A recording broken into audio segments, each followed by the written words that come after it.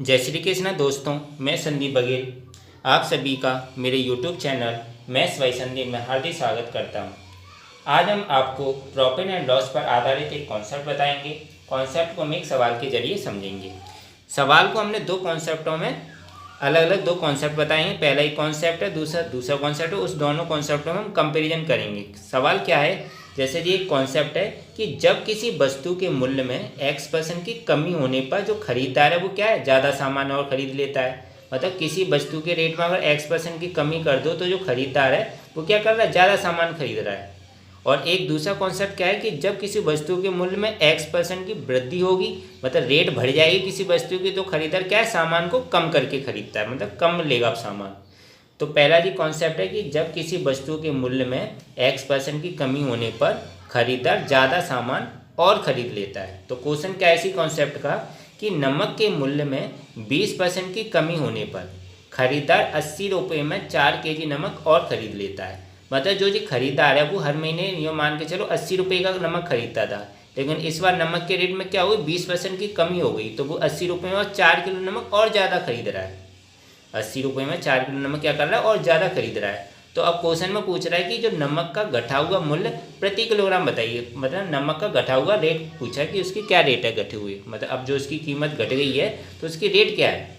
तो इसको हम कैसे करेंगे, सबसे पहले हम करेंगे मूल्य में कमी होने से पहले की स्थिति निकालेंगे, ऐसी मूल्य में कमी होने के बाद की स्थिति। क्योंकि देखो जो नमक के मूल्य में कमी तो हुई है तो इससे पहले की स्थिति चेक करेंगे, ऐसे बाद की स्थिति। तो मूल्य में कमी होने से पहले की स्थिति हमने ये मान लिया कि जो नमक का मूल्य था वो 100 रुपये था, ऐसे मान के चलो कितना था, 100 रुपये, और 20% की कमी हो गई तो 100 में 20%, 100 का 20% कितना होता है, 20, तो अब 80 रुपये में मिल रहा होगा। तो इनका रेशियो बना लिया, तो जी 100 और 80 को किसी एक टेबल से काट दिया तो 20 से काट दिया, 20 से जी कितनी में कट जाएगा, 5 बार, और 20 से जी कितनी में कटेगा, 4 बार। तो मूल्य का रेशियो क्या आ गया, 5 और 4 आ गया। और एक जो फॉर्मूला है कि जो मूल्य होता है वो मात्रा का कैसा होता है, व्युत्क्रमानुपाती होता है।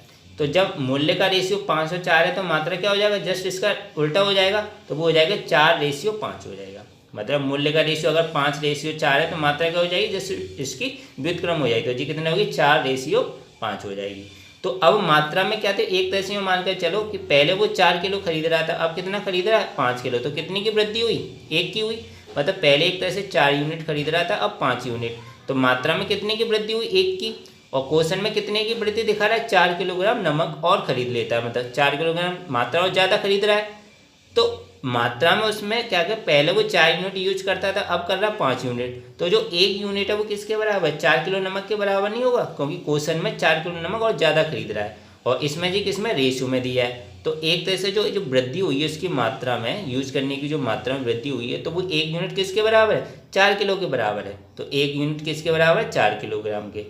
तब प्रारंभिक मात्रा 4 यूनिट, तो पहले उसकी प्रारंभिक मात्रा कितनी थी, 4 यूनिट थी, तो अब इसमें कितनी होगी प्रारंभिक मात्रा, जब 1 यूनिट 4 किलो के बराबर है तो प्रारंभिक मात्रा कितनी, 4 यूनिट, तो जी कितना हो जाए, 4 गुणा 4, तो कितना हो गया, 16 kg। तो प्रारंभिक मात्रा उसकी कितनी आ गई, 16 kg।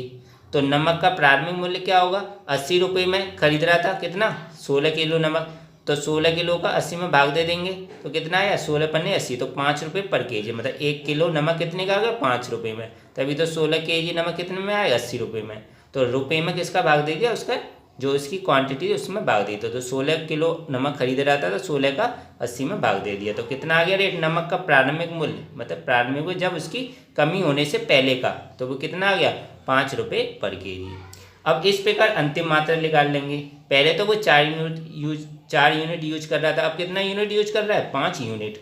तो 5 यूनिट अब कितने के बराबर है, जब 1 यूनिट कितने के बराबर है, 4 किलो की, तो 5 यूनिट कितने के बराबर हो जाएगा, 5 गुना 4, तो कितना आ गया, 20 किलो। मतलब अब वो कितना नमक यूज कर रहा है, 20 किलो। और देखो इसमें कंपेरिजन देखो, पहले 16 कर रहा था, अब 20, तो 4 ही तो बढ़ा, देखो तभी तो वो क्वेश्चन में बोल रहा था 4 kg नमक, तो 16 से 20 हो रहा है, 4 किलो नमक ज़्यादा यूज कर रहा है। अब नमक का अंतिम मूल्य क्या होगा, पैसे तो वो उतने फिक्स है उसके, 80 रुपये ही खर्च कर रहा है, अब लेकिन नमक कितना आ रहा है उसका, 20 किलो आ रहा है, तो रेट क्या हो जाएगी, 20 का 80 में भाग दे देंगे, तो 20 से जी 4 बार कटेगा, तो कितना आ गया उसका नमक का अंतिम मूल्य, 4 रुपये पर केजी। मतलब नमक का घटा हुआ मूल्य कितना आ गया, कितना आ गया, 4 रुपये पर केजी, और पहले नमक कितना आ रहा था, 5 रुपये पर केजी।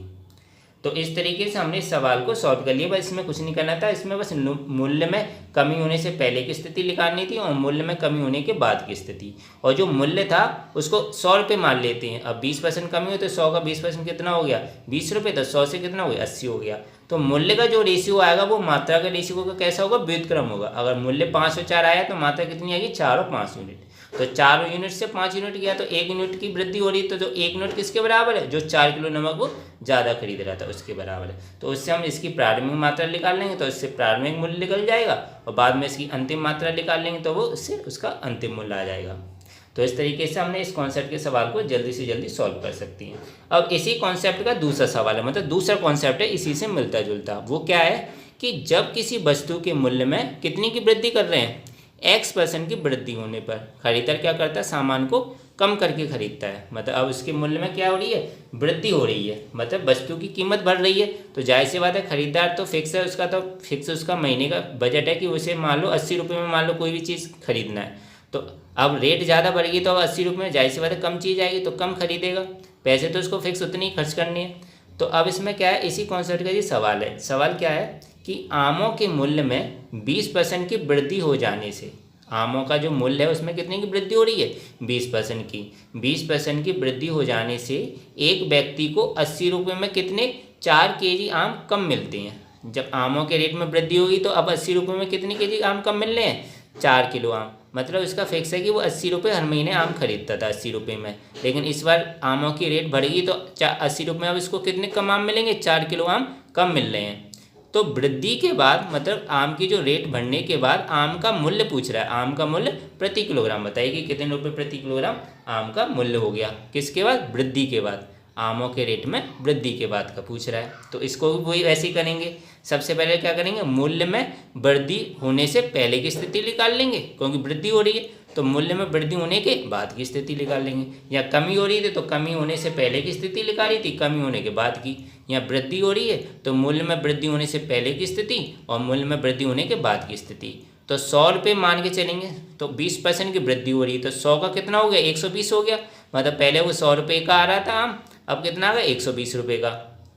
तो इसको रेशियो में कर लेंगे तो एक पारी से डिवाइड कर लेंगे तो ये 5 और 6 का आएगा, 20 से काट लेंगे, 20 से 5 बार कट जाएगा, 20 से जी कितनी बार कट जाएगा 6 बार 120। अब 5 और 6 उसका मूल्य आ गया। हमें पता मूल्य क्या होता है, मूल्य एक मात्रा क्या होता है, मूल्य का कैसी होती है मात्रा, मूल्य के व्युत्क्रमानुपाती। तो अब मात्रा क्या हो जाएगा, जस्ट इसका उल्टा हो जाएगा। जब मूल्य का रेशियो आएगा 5 और 6 तो मात्रा क्या आ जाएगा 6 और 5। तो मतलब पहले वो 6 यूनिट आम खरीद रहा था, यूनिट मान लिया एक तरीके से, अब कर रहा है 5 यूनिट। तो 6 से 5 मतलब कम हो गया, मात्रा में उसकी कमी आई, कम यूज कर रहा है सामान। तो वो कितने की 1 यूनिट की कमी आई। तो 1 यूनिट किसके बराबर हो गया, जो 4 किलो आम कम मिल रहे तो उसके बराबर हो जाएगा। तो 1 यूनिट किसके बराबर हो गया 4 किलो आम के बराबर। तो 1 यूनिट बराबर किस क्या हो गया 4 केजी के बराबर। तो प्रारंभिक मात्रा किसकी कितनी थी 6 यूनिट और अंतिम मात्रा कितनी थी उसकी 5 यूनिट। तो प्रारंभिक मात्रा 6 यूनिट के बराबर है तो 1 यूनिट है 4 किलो के बराबर, तो 6 यूनिट कितने के बराबर हो जाएगा 6 गुना 4 तो 24 केजी। तो आम का प्रारंभिक मूल्य क्या हो जाएगा, कितने रुपए में आम खरीदा था 80 रुपये में, और मात्रा कितनी है उसकी प्रारंभिक 24 किलो।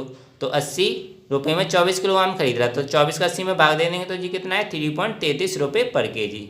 तो उसकी रेट कितनी आई, आम की प्रारंभिक रेट वो आई 3.33 रुपये 3.33 रुपये पर केजी।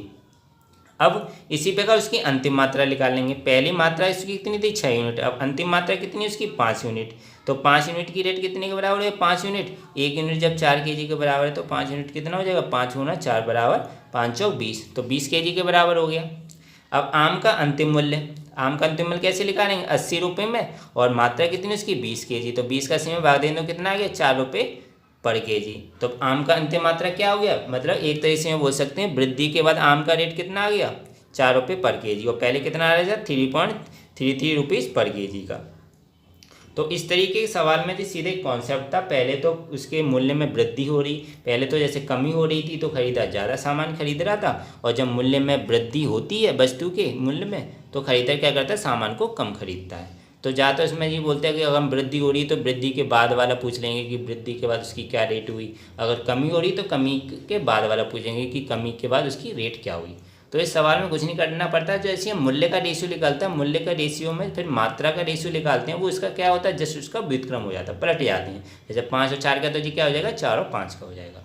तो इस तरीके के सवालों को आप जल्दी से जल्दी सॉल्व कर सकते हैं। आशा करता हूँ आपको ये वीडियो अच्छा लगा होगा। अगर वीडियो अच्छा लगा है तो लाइक करना बिल्कुल मत भूलें, शेयर करें ज़्यादा से ज़्यादा फ्रेंड्स फैमिली मेम्बर्स के साथ। और अभी तक अगर आप चैनल को नहीं सब्सक्राइब किए हों तो चैनल को जरूर सब्सक्राइब करें, बेल आइकन दबा के और नोटिफिकेशन में रखिएगा। इससे क्या होगा कि जब भी मैं वीडियो डालूंगा आपको उस वीडियो का नोटिफिकेशन मिल जाया करेगा और आप उस वीडियो को देख लिया करेंगे। मिलता हूँ नेक्स्ट वीडियो में दोस्तों। Thank you so much.